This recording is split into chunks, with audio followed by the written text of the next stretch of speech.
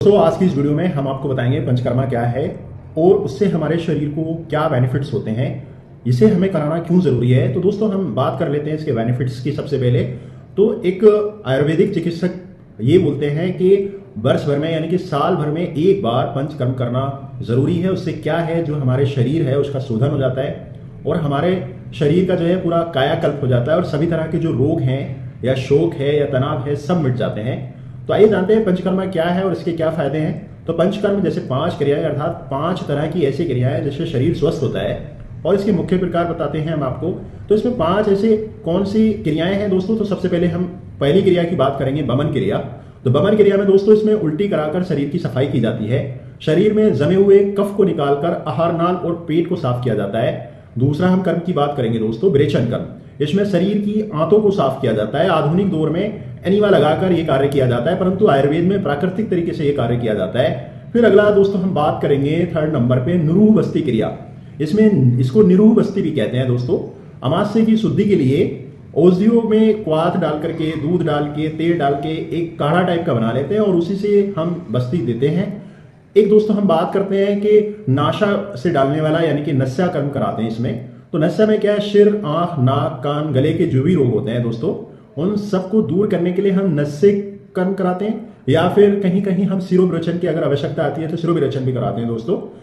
तो शिरोविरेचन के बारे में हम अगली वीडियो में बता देंगे आपको। अगला कर्म हम कराते हैं दोस्तों अनुवासन बस्ती। अनुवासन बस्ती भी बिल्कुल जो है निरूह बस्ती के समान ही है दोस्तों। तो इसमें गुदा मार्ग में औषधि डालने की प्रक्रिया बस्ती कर्म कहलाती है दोस्तों। बस्ती कर्म के बारे में अगर जाने तो यानी कि गुदा मार्ग से औषधि डालने की क्रिया को ही हम बस्ती कर्म कहते हैं। जिस बस्ती कर्म में केवल घी और तेल अन्य चिकनाई युक्त द्रव्य को अधिक मात्रा में प्रयोग किया जाता है उसे अनुवासन कहते हैं और इसे स्नेहन बस्ती भी कहते हैं। और दोस्तों इसके अलावा थेरेपी भी हम देखेंगे कई जगहों पर पंचकर्म में, जैसे अभ्यंग कराते हैं, शिरोधरा कराते हैं, नेत्र तर्पण है या फिर ऊर्ध्ववर्तन है या फिर शिरोबस्ती, foot massage, facial and face pack, बेल, ये सब थेरेपी में आ जाते हैं दोस्तों। इससे पंचकर्मा का जो डिवीजन है वो थोड़ा सा अलग है।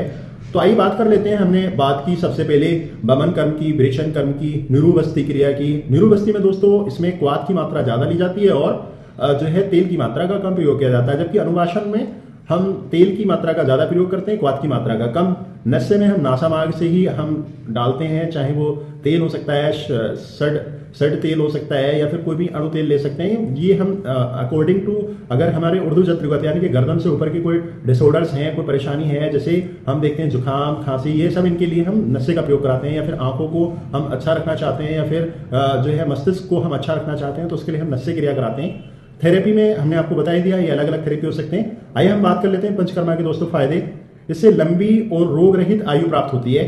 दूसरा, इसमें दोस्तों रक्त संचार बढ़ता है, यानी कि इसमें त्वचा में जो विकार होते हैं वो सब दूर हो जाते हैं और शरीर की प्रतिरोधक क्षमता जो है बढ़ जाती है, यानी कि जो इम्यून पावर है वो बढ़ जाता है और शरीर में अतिरिक्त चर्बी को हटाकर वजन कम हो जाता है। तो दोस्तों जो एक्सेसिव फैट है, जो एक्स्ट्रा फैट हमारी बॉडी में होता है उसको बाहर निकाल देता है ये।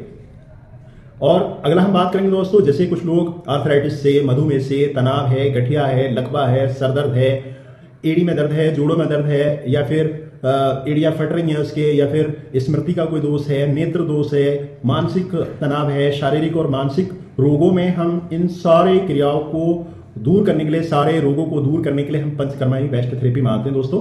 पंचकर्मा को हम दोस्तों कह सकते हैं कि हमारे शरीर की को डिटॉक्सिफिकेशन करने का काम करता है। जो हमारे शरीर में विशुद्धियां हैं उनको बाहर निकालने का काम करता है और हमारे शरीर को शुद्ध करता है। तो पंचकर्मा जो थेरेपी है दोस्तों आयुर्वेद की रीढ़ है। हम बिना कह सकते हैं कि पंचकर्मा के जो किए हुए कर्म होते हैं वो दोबारा से रोग नहीं होते।